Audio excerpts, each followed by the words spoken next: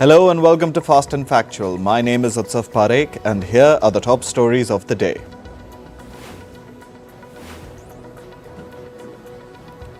Nicolas Maduro has won Venezuela's presidential election. He has secured a third 6-year term.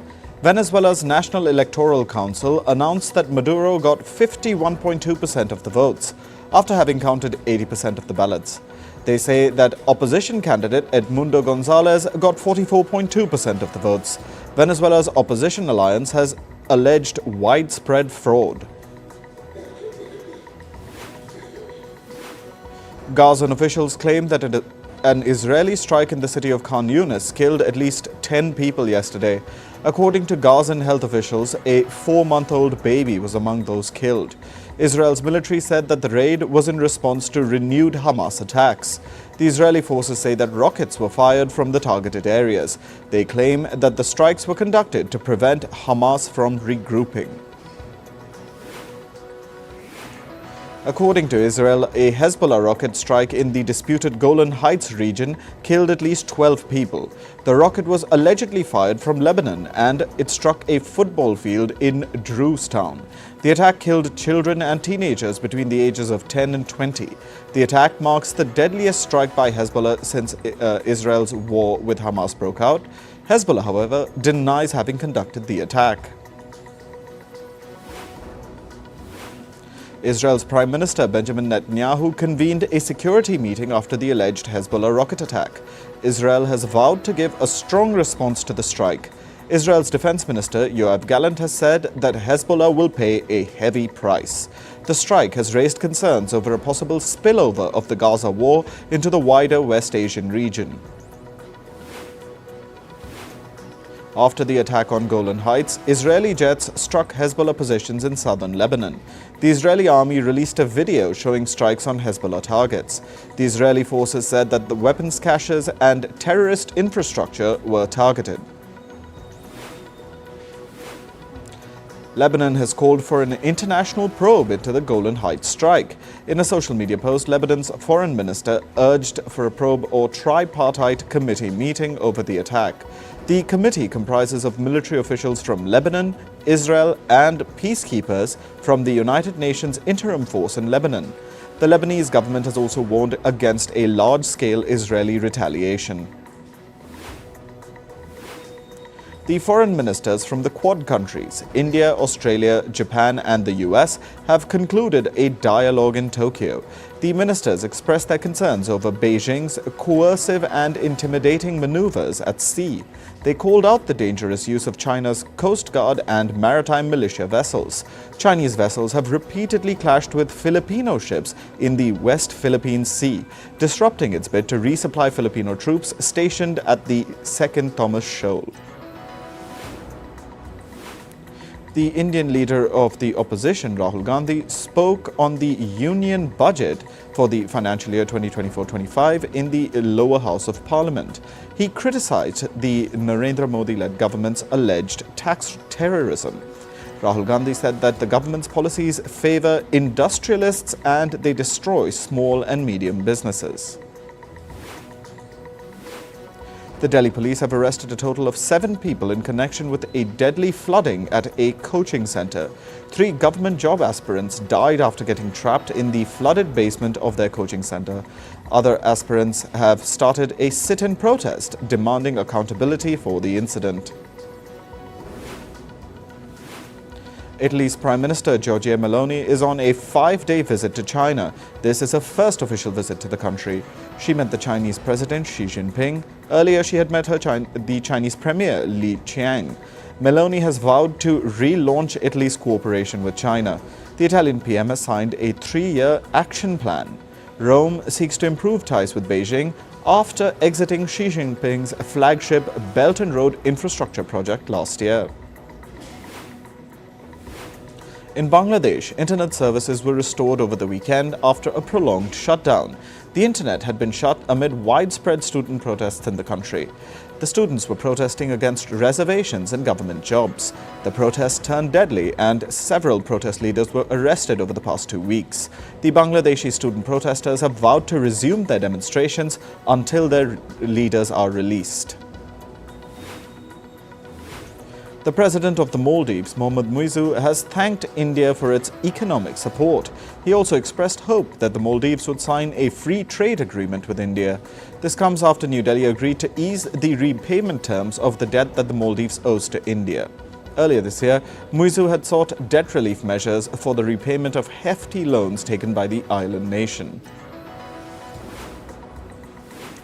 Russian President Vladimir Putin has threatened to restart the production of mid-range nuclear missiles. Putin has warned the US against proceeding with its plan to deploy missiles in Germany or elsewhere in Europe. The warning came after the US and Germany announced plans to deploy long-range missiles in 2026.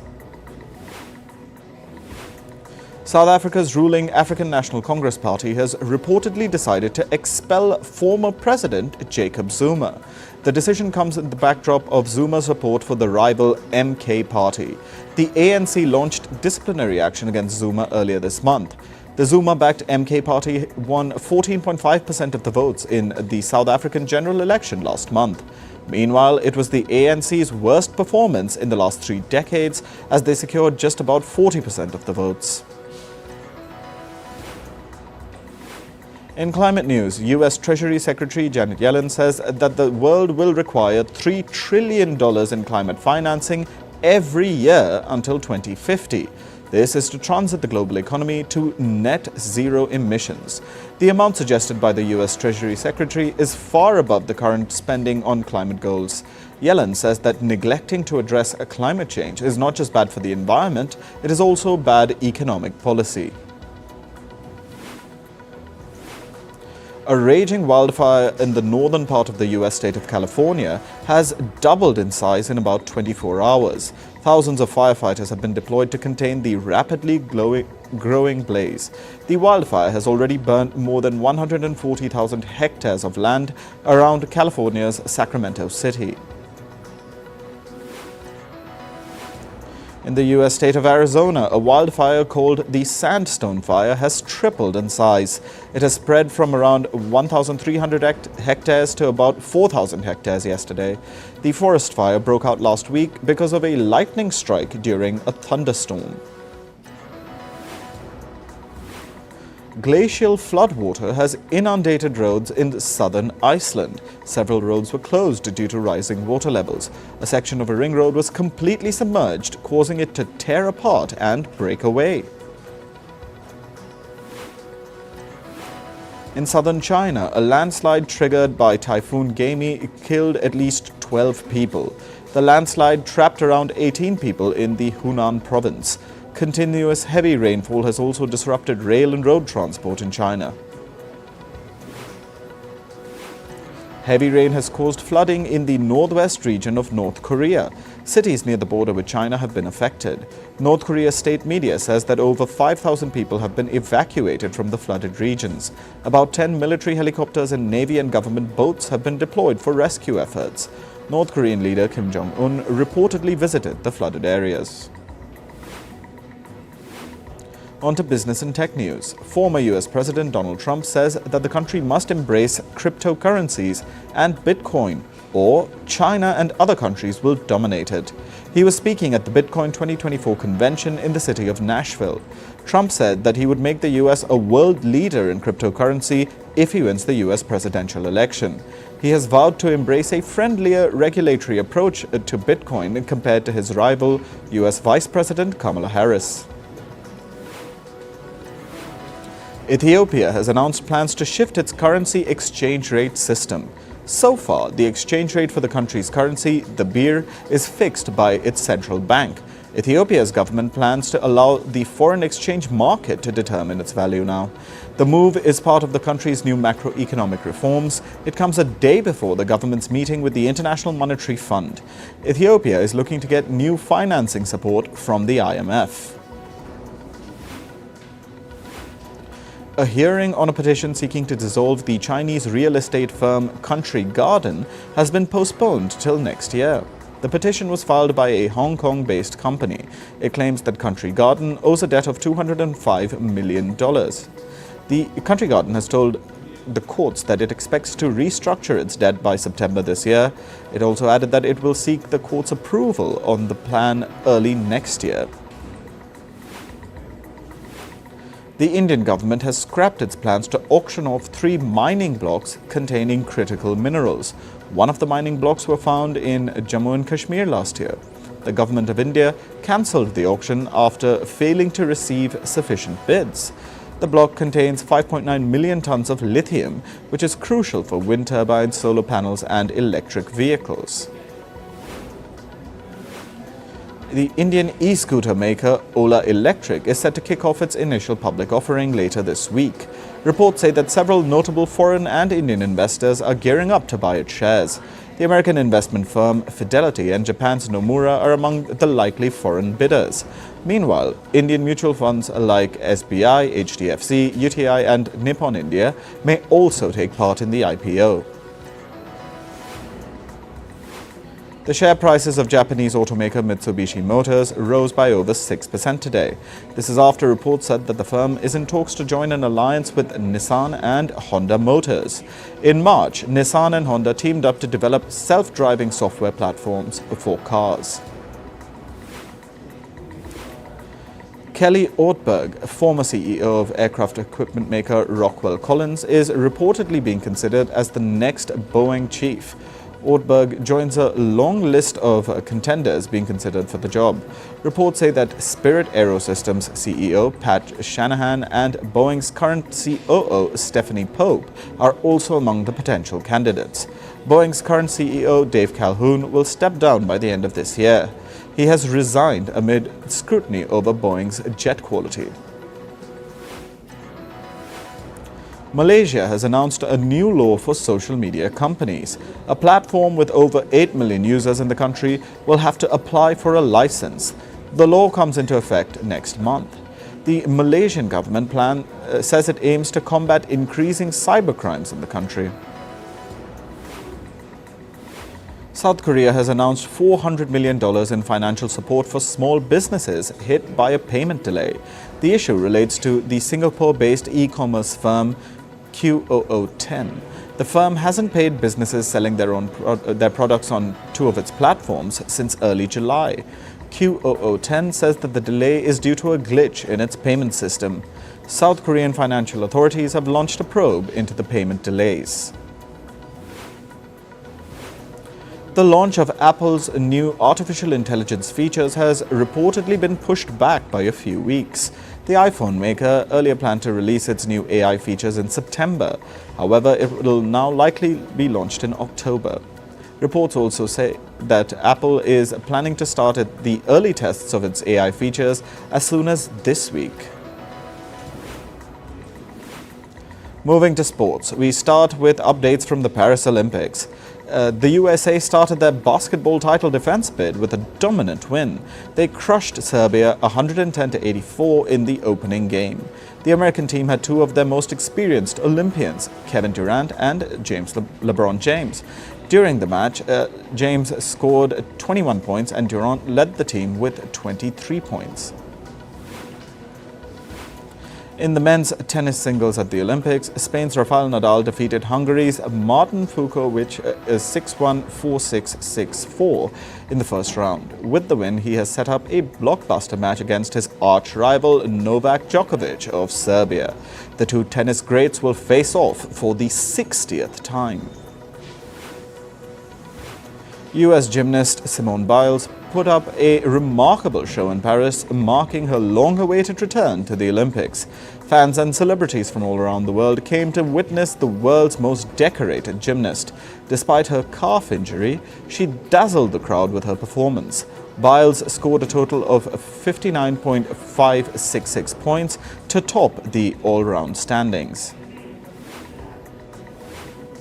India's Group C match in the men's doubles badminton event was cancelled. Satwik Sairaj Rankireddy and Chirag Shetty were scheduled to play Germany's Marcus Lamsfuss and Marvin Seidel. However, the German duo pulled out after Lamsfuss suffered a knee injury. And the Olympic triathlon swimming training session was cancelled for a second day in a row. This was after heavy rain affected the River Seine's water quality.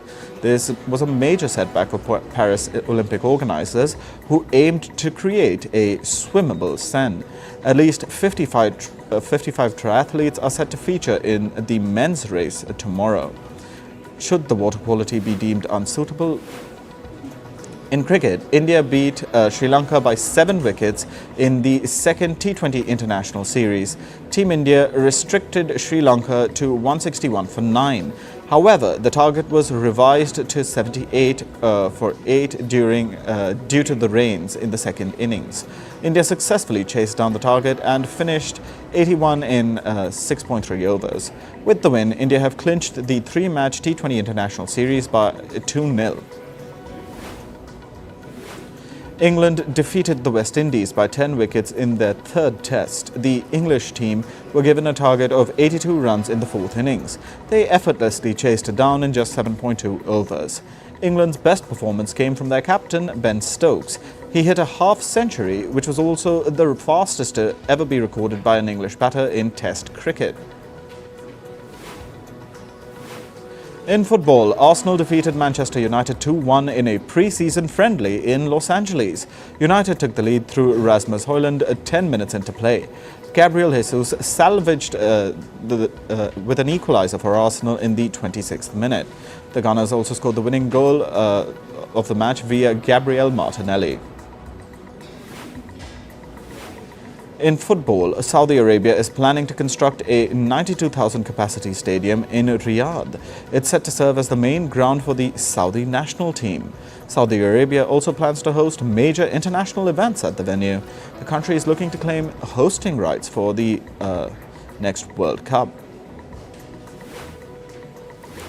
In Formula One, Mercedes' Lewis Hamilton clinched an unexpected victory at the Belgian Grand Prix. The win came after the original first-place finisher was disqualified for breaking a rule. His teammate George Russell's car didn't match the minimum weight requirement. As a result, Hamilton, who finished second, was promoted to first place. In entertainment news, Oscar-winning actor Robert Downey Jr. is returning to Marvel. During the San Diego Comic-Con festival over the weekend, he surprised fans by coming out as Dr. Bloom. Deadpool and Wolverine opened at the North American theaters with a whopping $205 million. The movie's international collection now stands at $233 million from 52 markets. The film features Ryan Reynolds and Hugh Jackman. The Russo brothers have been given the responsibility to direct the 2 upcoming Marvel films, Avengers Doomsday and Avengers Secret Wars. The director duo previously helmed 4 films in the Marvel Universe. Singer Lady Gaga appears to be engaged to Michael Polanski. During an event at the ongoing Paris Olympics, she addressed Polanski as her fiancé. However, the singer is yet to comment on this further. The K-pop group Stray Kids have scripted history with their album 8. They have become the first group to land 5 consecutive #1 albums on the Billboard 200. Their album released on the 19th of July. Singer Rita Ora cancelled her campus festival performance in Hungary. She cited health concerns behind the reason for the cancellation. The singer took to Instagram to share that she spent a night in the hospital. The trailer for a Jurassic World Chaos Theory Season 2 has been released. The video shows humans and dinosaurs on a huge ship in rough seas. The series will start streaming on the 17th of October. According to reports, Saoirse Ronan has tied the knot with Jack Lowden in a secret ceremony. The couple got married in Scotland's Edinburgh. The ceremony was attended by a handful of their closest friends. Actor Jennifer Garner got trapped in an elevator at the San Diego Comic-Con festival. She took to Instagram to document her ordeal. The actor stated that the first responders came after more than an hour. According to reports, Ben Affleck has bought a $20 million house in Los Angeles.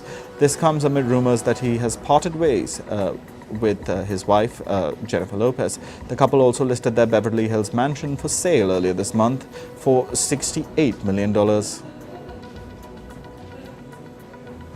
That's all for this episode of Fast and Factual. Thank you for watching and stay tuned to First Post.